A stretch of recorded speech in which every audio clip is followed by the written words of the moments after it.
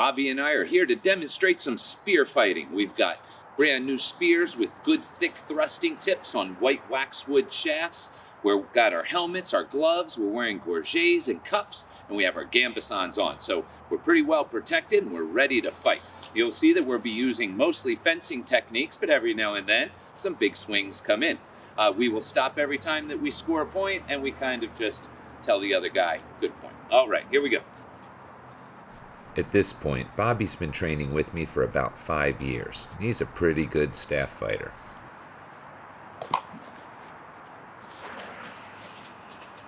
My first point is a cut under into a one-hand jabbing thrust. As I thrust, I use the shaft of my spear to parry his strike off to the side.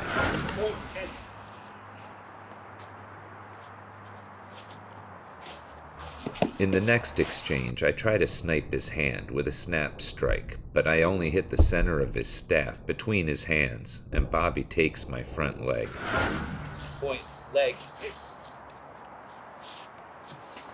I circle to try to find an open line of attack, but when I finally thrust, so does he, and it's a mutual hit. And, no point. No point. Next, I try some one-handed jabbing thrusts, which miss, and I can't recover fast enough, and Bobby stabs me in the stomach. Good. Nice. Yours. Next, I fake a high strike, drawing his weapon up and opening his low line.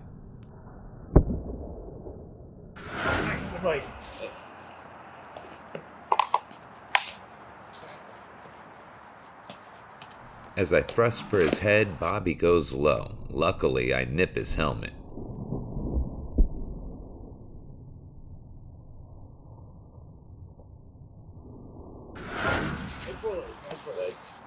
What's our score?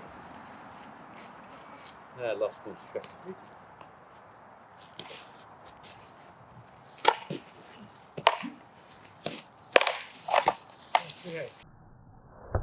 Here I cut under Bobby's staff and parry him down to open the line for my straight thrust.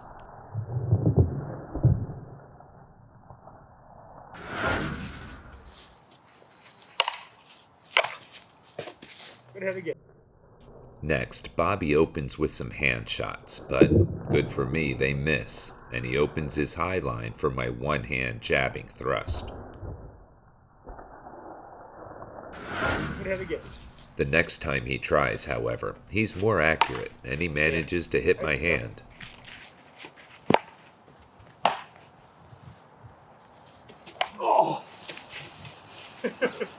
Next, I attempt to parry Bobby's spear high as I cross the gap, but Bobby manages to pass my weapon and stab me right in the heart.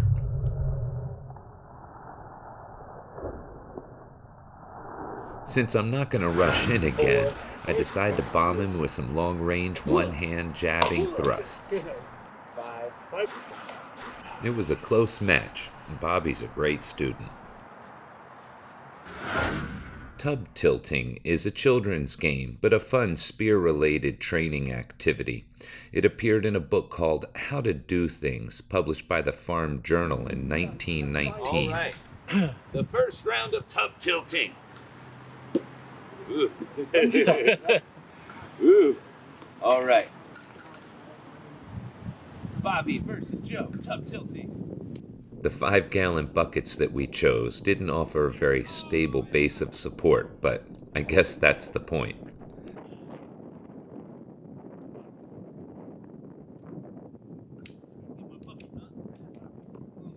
Bobby and I each reflexively grab the other's weapon, but immediately let go because that's against the rules. When I do manage to get the tip of my weapon on him, the force of my own push pushes me off my bucket. We each work the center line, but without being able to move, it's hard to find an open line of attack. So far, Bobby's winning 2-0, so I say, let's switch buckets.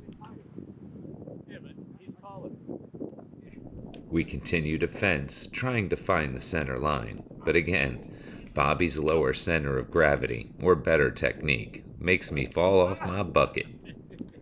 At this point, I'm losing 3-0, so I'm pretty sure Bobby's won this match. However, I don't want to give up my first game of tub tilting before I get him off the bucket at least once, so I keep going. Our first match went really well. However, the second match reminded us of how dangerous tub tilting can actually be. Oh, man down! Right. And again, just a few seconds later.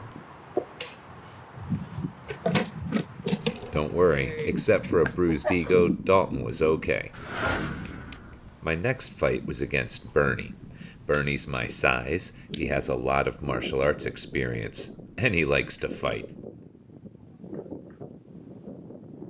Bernie believes in fighting smart, not hard, and he uses the plunger head to hook my arm and pull me off my bucket.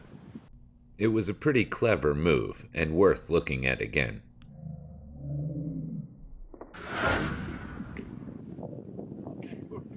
Of course, I have to take a stab at trying the technique myself, but Bernie's ready for it, and I'm unsuccessful. Bernie gives me a gentle push against my helmet, and I'm off my bucket. As we fight, you can see us use the techniques of fencing, parries, beats, cut unders, and cut overs as we try to find an open line.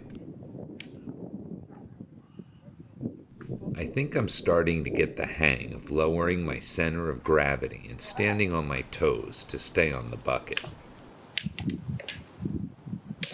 It's a fun but difficult game. You need to concentrate on both defense and offense, and if you push too hard, your own energy can carry you right off your bucket. In this round, I think I'm too much on my toes, and you can see that bucket wobbling under me, until eventually, I think I throw myself off.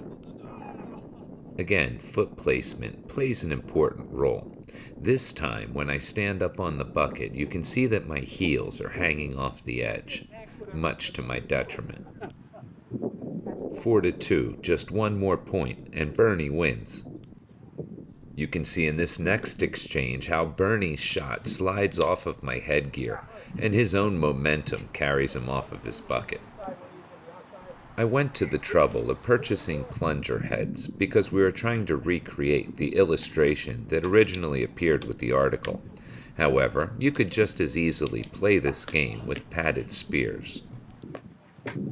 4-4. Somehow I've managed to come back from behind and tie this match up. We cross spears. I get lucky, my plunger head catches his shirt, and this match is over.